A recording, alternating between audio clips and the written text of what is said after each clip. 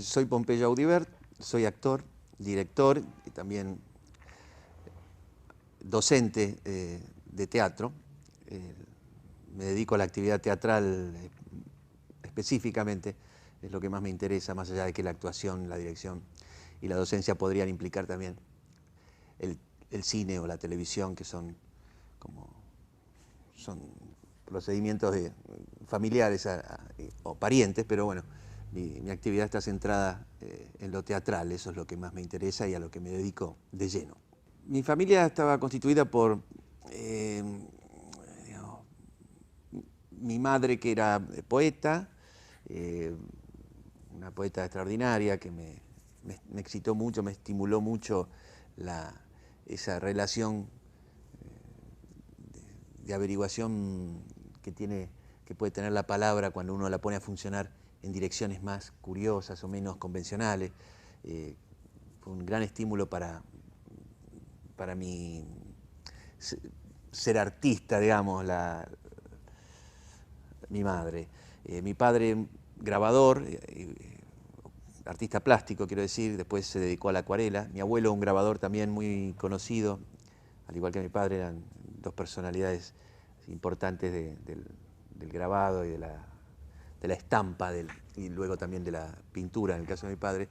Y en ese sentido siento que ellos también me aportaron cuestiones vinculadas a la composición, a la imagen, al blanco y negro. El grabado es siempre, o casi siempre, es la luz que se va sacando de una madera, digamos, se va devastando la madera, después eso se entinta, el papel se imprime ahí y lo que queda es el juego de luces que sobre el fondo negro se produce. Algo de eso también creo que habrá sido un estímulo para mí en relación a lo teatral, aunque finalmente después tengo unos tíos por parte de mi madre también, son de Tucumán. Mi tía, una pintora también muy conocida, Juana Briones, mi madre se llamaba Marina Briones, y escultores, un tío que se llama Carlos de la Mota, que es un escultor muy reconocido también en el ambiente, es el marido de una hermana de mi madre, otra tía Carola, que es poeta.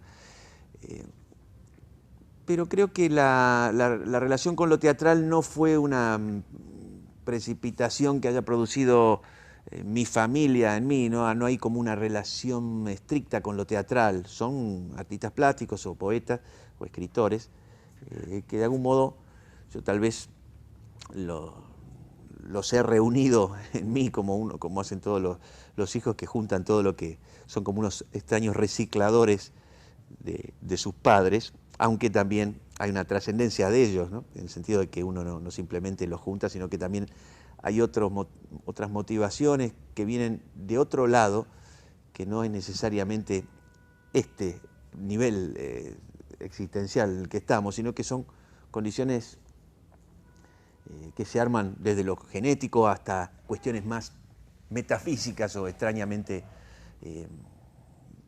también de relación poética más abierta, que hacen que alguien sea lo que es, ¿no? En ese sentido yo les agradezco a mis padres todo el estímulo artístico que me dieron, pero no en términos de lecciones artísticas, sino como personalidades, por cómo ellos asumían sus vidas, por cómo ellos eran a la vez que ateos creyentes,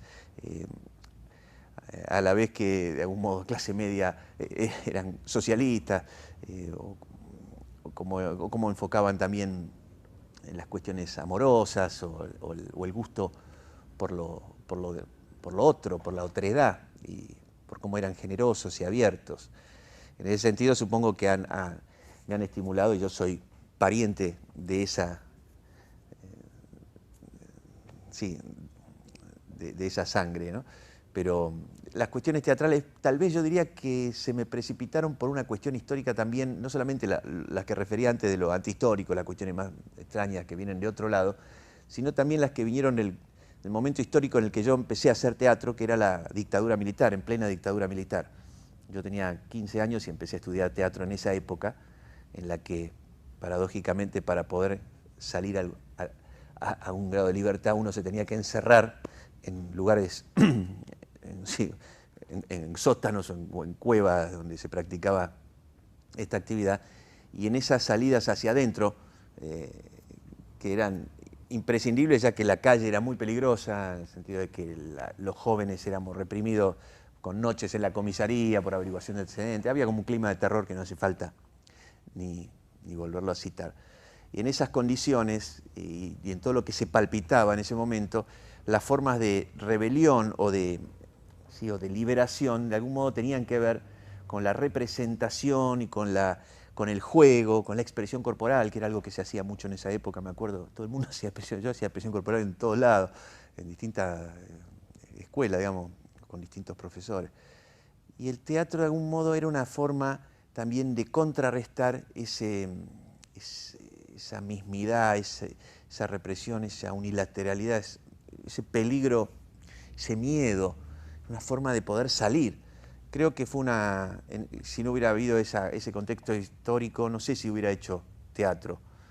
También se lo debo a la represión histórica y al momento político, el haber derivado en la teatralidad, el haberme puesto a actuar y después, bueno, empecé a darme cuenta que también me gustaba dirigir o dar clases.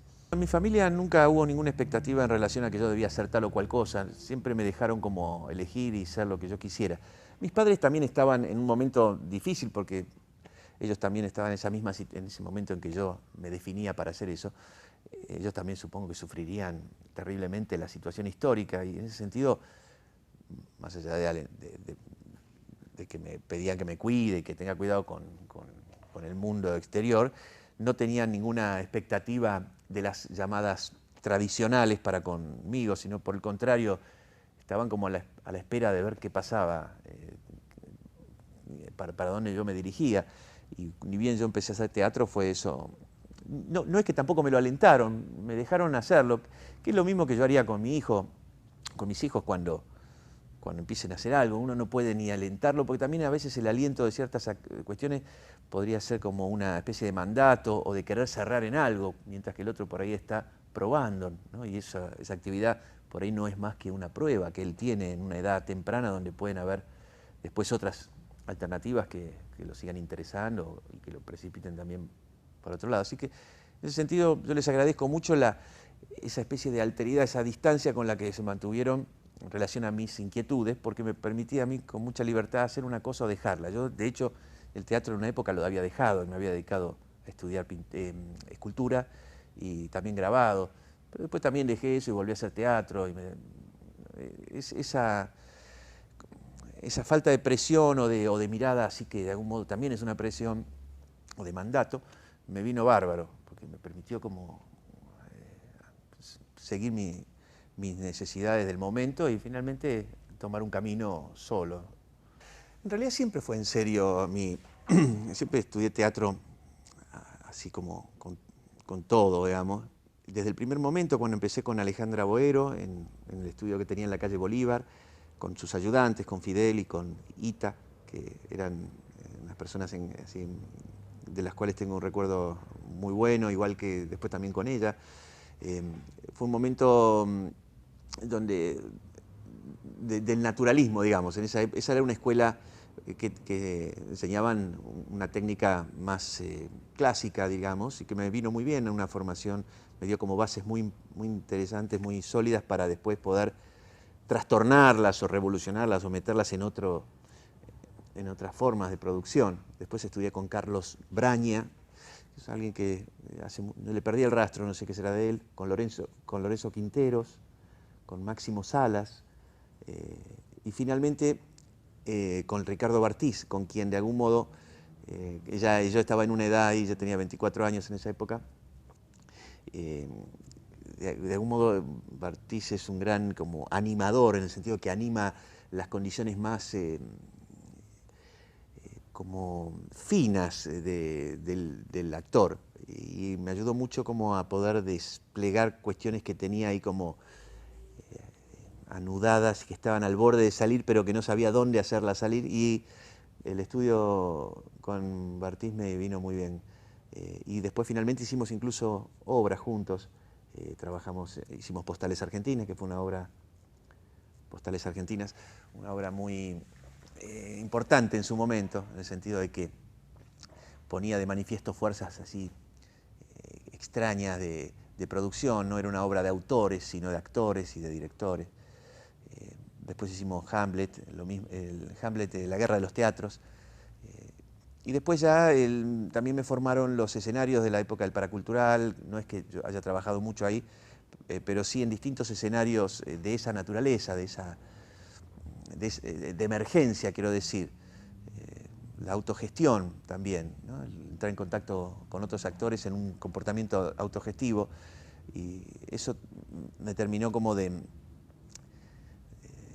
autonomizar y de sacar también de los estudios y de poder empezar a funcionar ya con mi propia producción.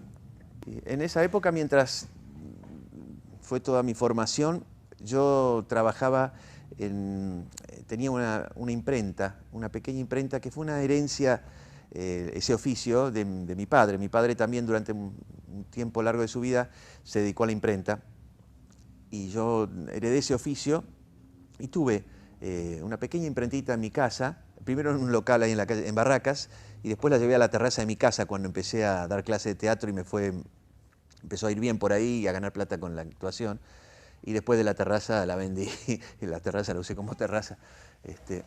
Y también en ese periodo de estudios teatrales, en una época, hubieron 2 años muy importantes de mi vida en los que trabajé con un escultor que se llamaba Jorge Michel, que era un amigo de mi padre, y que cuando mi padre fundió su imprenta, que era donde yo trabajaba, mi padre me conectó con él y él me tomó de ayudante. Tenía en Barracas también un taller de escultura muy importante, muy grande. Él, de hecho, fue un gran escultor argentino, muy conocido en el ambiente de la plástica. Y él fue también una suerte de maestro para mí. Me estimuló mucho el pensamiento rebelde, digamos, la relativización de todos los fenómenos culturales, la propia palabra, sí, darle bola a lo que uno siente artísticamente, ¿no? A tener una impronta más personal. Jorge Michel fue para mí un maestro tan importante como lo fueron los maestros teatrales que tuve, porque él me ayudó también a desplegar mi propia personalidad y a escucharme, a poder no ningunear las propias imaginerías. Postales Argentinas en mi vida marcó un antes y un después. En la teatralidad no creo, porque la teatralidad argentina es muy prolífica, muy vasta, entonces no hay obras que hayan significado una bisagra. Incluso como obra dramática, si uno la toma hoy, Postales no es una gran obra. Era buena en ese momento histórico y en relación a quiénes éramos los que la producíamos y a la forma en que la habíamos hecho. No es una obra que merezca una vida póstuma, digamos. Incluso he visto versiones que se han hecho después y son horribles.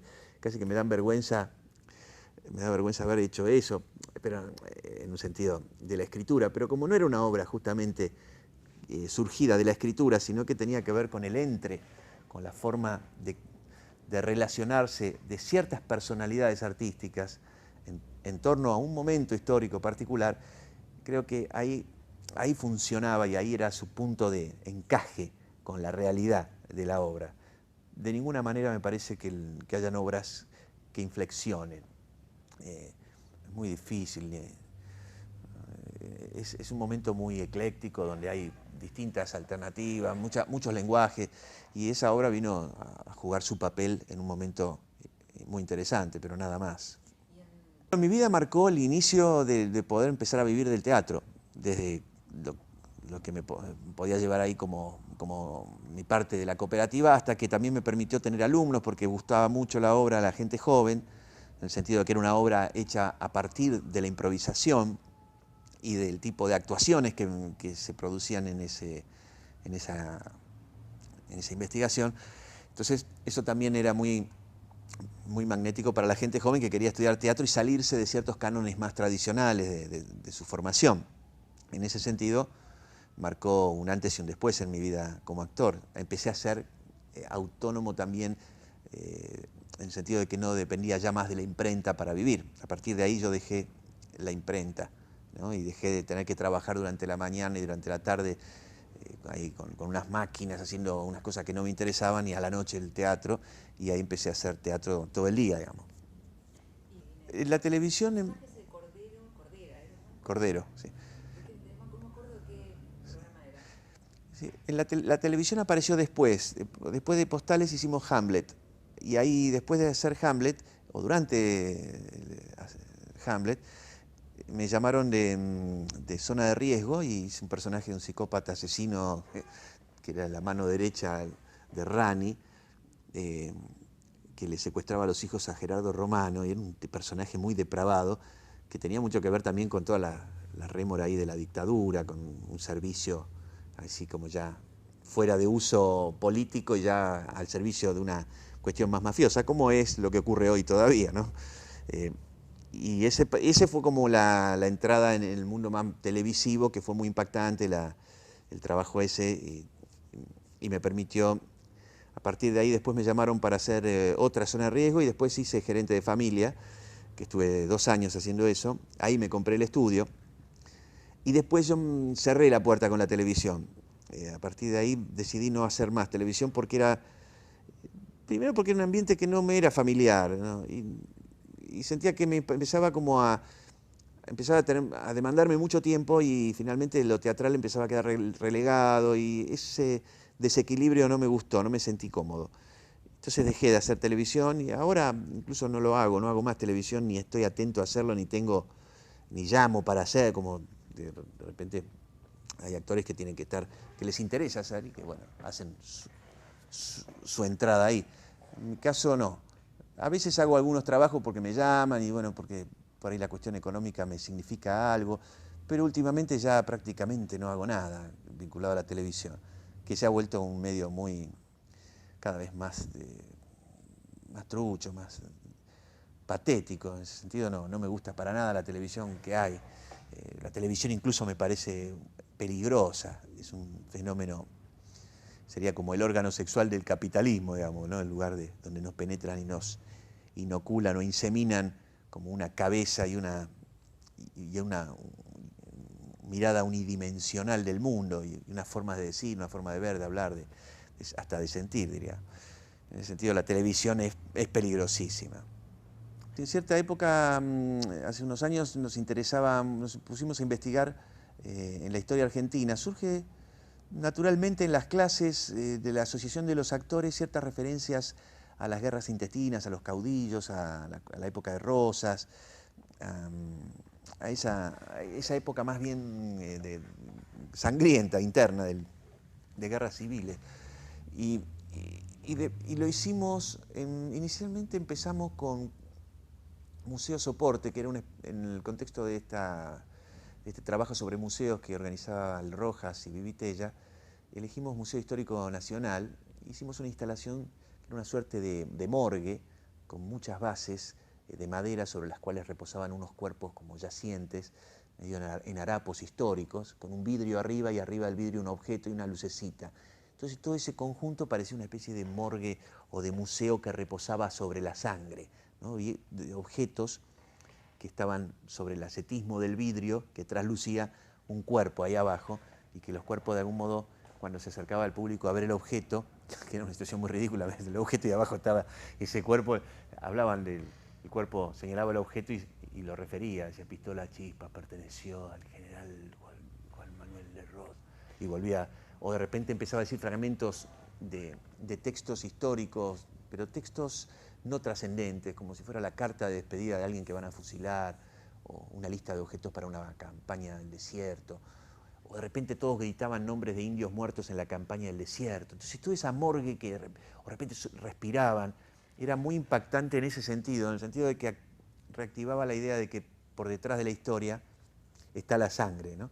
Están los cuerpos, y que todo eso que el museo intenta apagar con su frialdad y con su desafectación, al ser restituido le da al concepto histórico como otra relación consigo mismo, y entonces el objeto empieza a ser más relativo a ese cuerpo que lo sostiene, y a la idea de una historia que todavía está presente, que tiene contacto con el presente, no que quedó así como mito burgués, en los museos, enfriada, encasillada, ¿no? Después hicimos, o sea que el museo, entre la base que sostiene el cuerpo y el objeto, que es sostenido por el cuerpo, se produce como una suerte de prensa, ¿no? Destinada a extirpar el cuerpo que sostiene la sangre, ¿no? Ese era el concepto. Y después hicimos Carne Patria, que era un espectáculo también surgido de improvisaciones y de una investigación que hicimos con una historiadora, Noemí Goldman, que nos dio unas clases de historia, en el sentido que nos refirió toda la cuestión de una manera más revisionista de la época de estas guerras, de los caudillos, los federales, los unitarios, todo ese momento tan interesante. Hicimos una suerte de visión calidoscópica, en el sentido de que no era una obra que contara un aspecto en particular, sino que mezclaba todas esas referencias y las iba como, digamos, como pasa con el calidoscopio, colocando en distintos lugares bajo la suposición de una suerte de paseo también por una especie de museo que era conducido por unos personajes que venían de Uruguay, que eran Mercedes y Julián, que eran como dos presentadores que llevaban por toda esta casa al público, y uno iba viendo distintas cuestiones ahí, distintas escenas surgidas de lo histórico, pero encadenadas en formas aleatorias. Entonces uno estaba como a salvo de la moralina, de una forma de revisión, y a la vez en contacto con esos episodios que a nosotros nos habían parecido singulares, como por ejemplo una fiesta en la que entraba Moreno enloquecido porque a Saavedra lo estaban coronando medio en broma, y él estaba en contra de la cuestión de la monarquía y de todo eso, que le habían puesto una corona en laurel, y ya empezaban a ver ahí todas esas luchas o esas escenas extrañas, más históricamente menos significativas, pero que teatralmente muy potentes, y a la vez que hablaban de esos episodios mejor que por ahí un relato más puntual.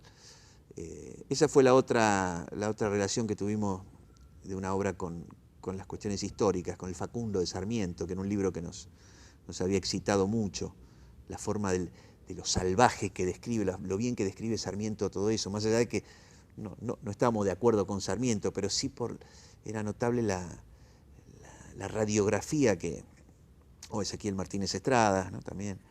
Todos esos autores que que hacen que la historia vuelva a aparecer y ya de otra manera, y no tanto como algo, como lo pasado pisado, como desconectada de la realidad.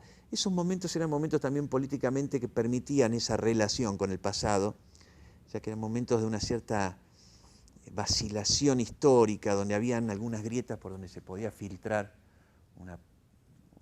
yo diría como una suerte de rebelión o de posibilidad de hablar de la identidad.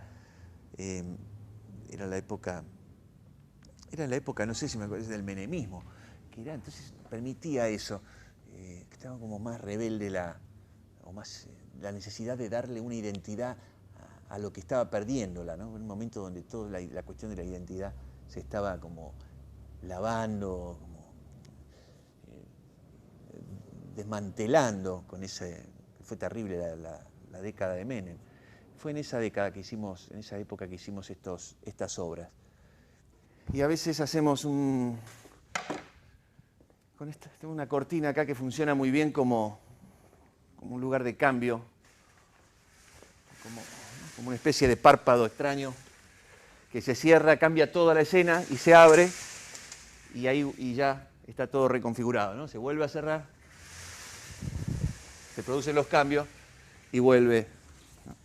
Acá también hay como unas posibilidades que a veces un actor de acá y otro de allá levantan así, y tiene como otras alternativas ahí la piecita esa, que a mí me gusta mucho. Ahí había una pared antes.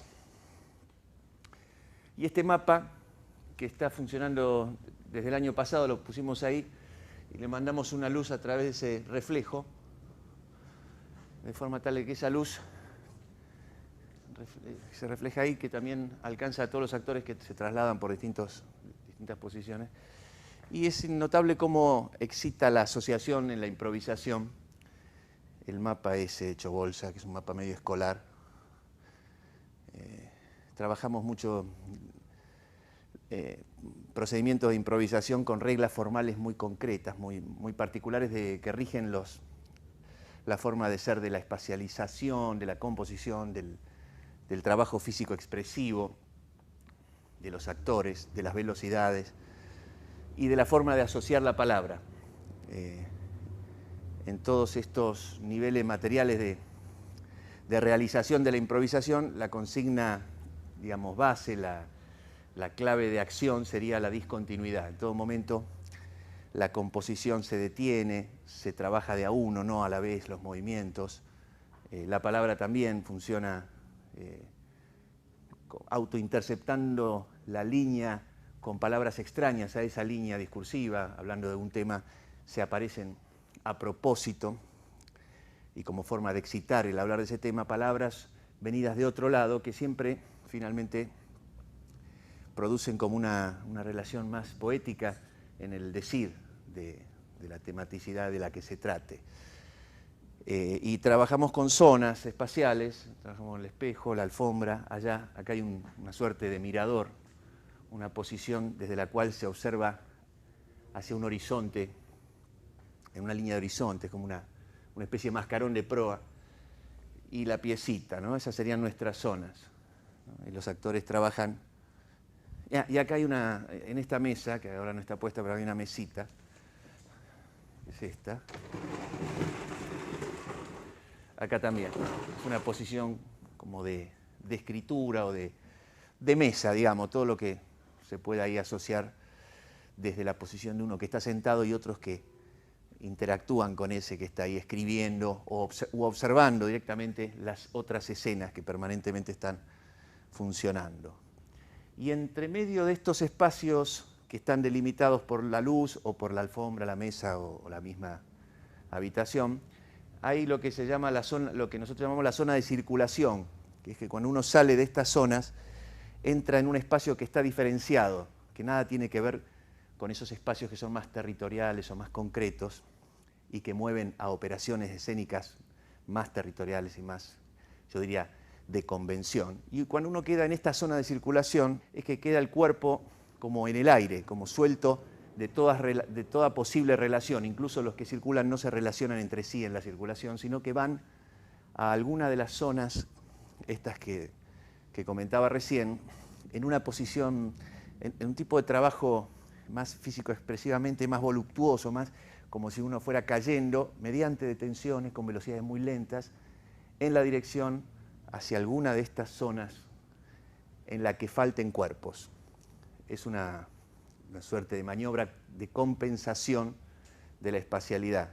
Supongamos que trabajan 20 cuerpos, estamos siempre buscando que al cabo de un rato de estar en una zona, en una operación con otro, salgo y me dirijo allí a donde falten cuerpos. De esa manera el cuadro general siempre está compensado, siempre hay cuerpos en todas las escenas, y por el tipo de trabajo que estamos haciendo, por las velocidades, por la forma más ralentada, más bien detenida de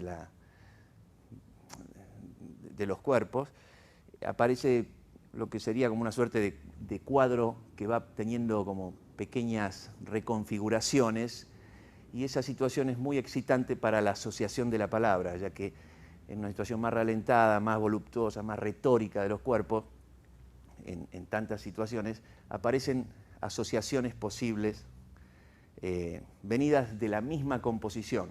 Quiero decir que el trabajo que hacemos tiene mucho que ver con dejar que la asociación se produzca a partir de los estímulos que la espacialización y la maniobra físico-expresiva en relación con el otro permitan producir, ¿no? O sea, la palabra viene de ahí, viene de los cuerpos y de la composición del espacio. Si no, sería como una palabra como más traída, más como caprichosa o más literaria. En este caso es una palabra que tiene una política poetizante, como decía antes, en relación a que es discontinua, a que no intenta servir a la temática de la forma en que uno la sirve en la realidad histórica, sino que busca ser una palabra más antihistórica, aunque temática, pero producida mediante las excitaciones y los estímulos que una operación compositiva y físico-expresiva, o sea, formalista, le producen, ¿no? O sea, la precipitación discursiva está relacionada con estas cuestiones de forma. Y también hay una estrategia asociativa que liga los decires aparentemente autónomos de cada zona, o sea que estas zonas en la primera parte no están conectadas, mediante una suerte de filtración. Lo que escucho que dicen allá, de algún modo lo integro en mi palabra particular de acá, y ya funciona esa palabra traída de otro lado, en otra relación, por cierto, pero están de ese modo extrañamente conectadas las 5 escenas que están funcionando. Y al cabo de un rato eso cambia a una operación donde todos ya sí están en lo que llamamos foco abierto, en donde están todos ya en la misma situación temporal y espacial, y ya esta zona de circulación que refería recién no tiene esas características, sino que es como si fuera parte de toda la espacialidad. Todo el espacio se ve como signado por el mismo tiempo, por el mismo espacio, y todos, por lo tanto, ya entran en una relación de presencial integrada, ¿no? Y ahí se trabaja de una manera que, bueno, por ahí sería un poco largo de explicar, pero más bien para sintetizar sería que están todos bajo una misma circunstancia, en una misma situación espacial, que siempre tiene que ver con cuestiones metafísicas o con estar de algún modo en otro lado, en un lugar que no puede definirse y que de algún modo es angustioso, pero también del que se escapa con ciertas maniobras de distracción, así como en Beckett ocurre lo mismo, ¿no? Como esas especies de juegos que nos distraen de una realidad medio inquietante u ominosa, que no se sabe definir, que no se puede incluso establecer en términos de una temporalidad histórica. Ese conjunto es un conjunto que de algún modo está referido al mapa, que está en pérdida, que está como en una extraña situación metafísica, existencial, que tiene que ver con, me parece, con las relaciones poéticas que la escena quiere alcanzar con lo histórico, ¿no? En relación de referirlo no como plenitud, sino como crisis o como fractura o como un mundo que está como en un gran peligro existencial, más allá de que aparente estar pleno o unido, o sin fisuras, o en cierta estabilidad, que me parece que es totalmente ficcional, que creo que en ese sentido la escena que el mundo sostiene es totalmente ficticia y peligrosa, incluso por lo que encubre y posterga como crisis, ¿no? Y mientras que me parece que el teatro tendría que hacer un movimiento justamente de revelar esa crisis o esa mentira, o de desocultar una cuestión más profunda que anida por detrás de la realidad y que no está en juego y no está a la luz, y que tiene que ver con misterios más profundos, más o metafísicos o poéticos, o con condiciones existenciales que están también como postergadas. En ese sentido es la dirección que tiene nuestro trabajo, ¿no? Nuestra escena se dirige a esas averiguaciones poéticas en relación a las condiciones más profundas o a las posibilidades más íntimas que tiene el hombre o la realidad misma o lo histórico o el mundo. Después hay otros procedimientos que no son, como este que comentaba recién, que son de 20, acá son 20 actores, sino que son procedimientos de 3 actores o de 5 o incluso de 1, en donde de algún modo algo de lo que comentaba al respecto de esta máquina colectiva sigue trabajando como política formal de la activación de estos devenires asociativos o temáticos o escénicos, aunque en números más chicos las relaciones con esta cuestión histórica van cambiando. Hay ciertos momentos en donde no es tan estrictamente metahistórica la relación o la referencia, sino que se vuelve más chica, más individual. Habla de las cuestiones más particulares de un cuerpo, de 2 cuerpos, de una familia, de las cuestiones macro, pero en micro. Bueno, estos son los 10 libros que elegí para presentar. No serán los 10 más importantes, pero son libros que me han marcado por distintos motivos en algún momento. El astillero de Juan Carlos Onetti, una metáfora sobre la Argentina o sobre el Uruguay, sobre lo que pudo haber sido y no fue. Una obra extraordinaria. Me impactó mucho en mi adolescencia, me acuerdo, y lo volví a leer hace poco. Es un libro tremendo. La forma de escritura de Onetti también es extraordinaria. El personaje Larsen es realmente para armar una obra de teatro con él. El personaje, el protagonista, es un tipo que va cayendo y finalmente termina en este lugar donde hay un astillero que depende de un crédito que nunca viene o de unos subsidios que nunca vienen de un poder central, y donde hay unos personajes, Schultz y Galvez, que son como dos empleados que se han adueñado ahí y están vendiendo y desguazando esas instalaciones. Larsen intenta levantarse a la hija del dueño del astillero, un tal Petrus, la hija que es una especie de bicho. Él se la tiene que levantar porque es lo último que puede hacer para no seguir en su decadencia y para no morir. Y es toda una situación muy penosa y a la vez con cierto humor. Un libro que habría que ver si se puede llevar alguna vez al teatro. Al cine ya lo han llevado. Esta obra, este libro que recopila, se llama Mitologías, de Roland Barthes, recopila varios artículos donde Barthes analiza el fenómeno del mito como una construcción que desvirtúa el concepto histórico y de algún modo es una suerte de construcción, de fetiche. Me es difícil por ahí hablar, explicar el contenido así sintéticamente, pero es un libro muy, muy interesante. Me gustó mucho el mito del catch, como lo compara con el teatro griego, la idea de que en el catch todo el dolor y el sufrimiento se sobremanifiestan, a diferencia del box o del judo, en donde el dolor y la derrota son rápidamente disimulados, mientras que en el catch, como fenómeno más teatral, todo eso queda como, se dilata, se sobreexpone, se sobreimprime y queda como muy, muy a la luz. Thomas Bernhard es uno de los autores que más me interesan. Tiene teatro y novela. En este caso es una novela, Trastorno. De Bernhard es interesante también toda la novela autobiográfica de él, que se divide en seis libros, que van tratando de toda su infancia y adolescencia y juventud. Este es una novela ficcional, pero está llena de citas y de referencias a esa serie de novelas autobiográficas en donde el abuelo de él tiene gran importancia y todo su pensamiento sobre el Estado, sobre la burguesía, sobre el arte, sobre el mundo, son terribles, son sumamente interesantes. Y bueno, Trastorno es uno de los libros favoritos míos. De este libro extraje Pater Dixit, una obra de teatro que hice hace ya muchos años y que trata sobre la sucesión, en el sentido de los hijos, como degeneración de los padres. Es como una mirada muy, muy oscura y muy, a la vez muy graciosa, muy extrañamente luminosa por un costado. Por un costado, ¿no? Bueno, este libro muy interesante. El arco y la lira, de Octavio Pasto, una reflexión al respecto de lo poético. Un libro que me ha servido mucho para poder profundizar y fundar también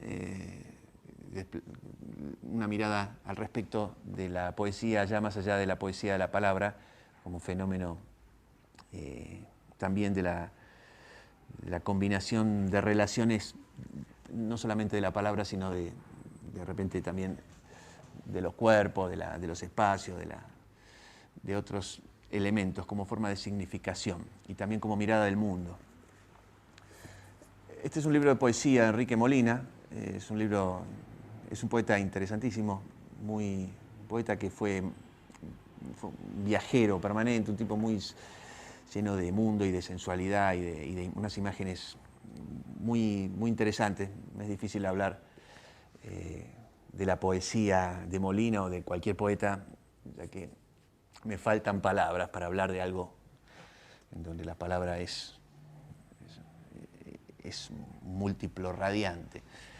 Es uno de los grandes poetas argentinos, uno de los más grandes poetas argentinos. Las palabras y las cosas de Michel Foucault también, es un libro, Barthes, Foucault y Deleuze son autores que me interesan mucho. Este libro también me permitió en un tiempo pensar de otra manera y me ayudó también me dio herramientas para articular mi pensamiento en relación a otras actividades y a relaciones con el lenguaje. También es un libro muy atractivo, todas las referencias que hace al principio al cuadro Las Meninas de Velázquez, toda esa disección significativa respecto de todo lo que hay dando vueltas en esa obra y a partir de ahí todo el libro se despliega, es muy interesante. César Vallejo, Las Poesías Completas, un libro que tengo desde que soy chico, heredé de mi madre. Este libro fue con el que entré en la poesía en mi adolescencia y todavía hoy lo leo y me emociona y me siento como que soy pariente íntimo de este poeta peruano muerto en París con aguacero, como diría él, un día del cual tuvo él el recuerdo, un jueves de otoño. Antonio Di Benedetto, un mendocino, un novelista extraordinario, ya fallecido, tiene otro libro que se llama Zama, que fue en su época un libro que produjo una gran conmoción por la forma en que estaba escrito, un autor originalísimo, uno de los mejores autores argentinos, y recientemente redescubierto o notado por el ambiente cultural, que siempre es bastante pacato en el sentido de lo que reconoce tarde a sus valores.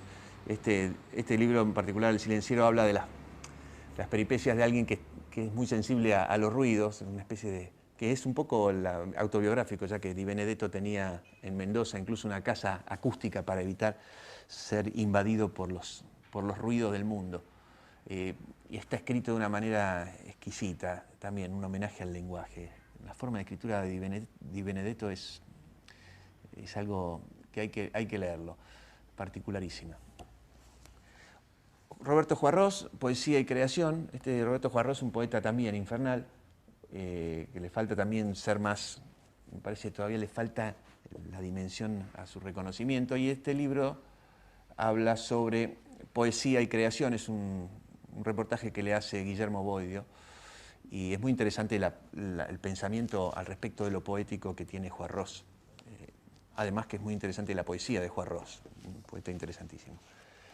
Y este es el más grande poeta argentino o de habla hispana, este es mi favorito, herencia también de mi madre, Jorge Enrique Ramponi, y este libro es el último libro que él hace, Los Límites y el Caos, y me faltan palabras para hablar de Ramponi porque es de una dimensión enorme, es una poesía, en este caso largos poemas que van hablando de los misterios del hombre, de lo metafísico, de las vecindades fantasmales que tiene la existencia, no se parece a nada, es también un poeta mendocino, contemporáneo de Neruda, fue amigo de Neruda y también se enemistaron, ya que cuando Neruda escribe Altura de Machu Picchu, él siente que Neruda le roba a uno de sus primeros libros llamado Piedra Infinita, un libro que produjo en su momento un gran impacto, que le está robando de ahí su propia poesía. Más allá de esos chismes internos, creo que este sí es un poeta que no ha sido reconocido en su dimensión. En cualquier momento se va a corregir ese error, porque la obra de él es tremenda. Y ahora cuando estuve en Mendoza logré encontrar a un coleccionista de libros que me vendió los últimos ejemplares de Los Límites y el Caos, y estoy como ahora en campaña para promoverlo en ambientes donde pueda ser como reconocido. Y estoy haciendo también un espectáculo en torno a este libro, a esta poesía última de Ramponi. Bueno, y por último, 1000 mesetas de Félix Guattari de Gilles Deleuze. Gilles Deleuze es bueno, es un autor, estos dos han escrito juntos, pero Deleuze es como un autor que me ha marcado mucho en mi trabajo, toda la teoría de lo rizomático, de las asociaciones de costado y no de las cuestiones más asociativas, más troncales, ¿no? Toda la teoría del rizoma me ha influido mucho para mi forma de producción escénica. También es muy difícil hablar de estos libros, hablar en torno, pero sí que es muy recomendable. Algunas cosas son muy difíciles de leer y hay otras que son muy estimulantes y uno las lee sin entenderlas directamente, pero le están hablando por un costado, de alguna manera, como diría Deleuze, también rizomática, uno entiende por un costado que no es la posición central del entendimiento que quiere entender palmo a palmo o en forma directa, sino que a veces la comprensión viene por lugares más musicales o menos de tronco. Bueno, estos son los libros sobre los que hoy por lo menos puedo dar cuenta.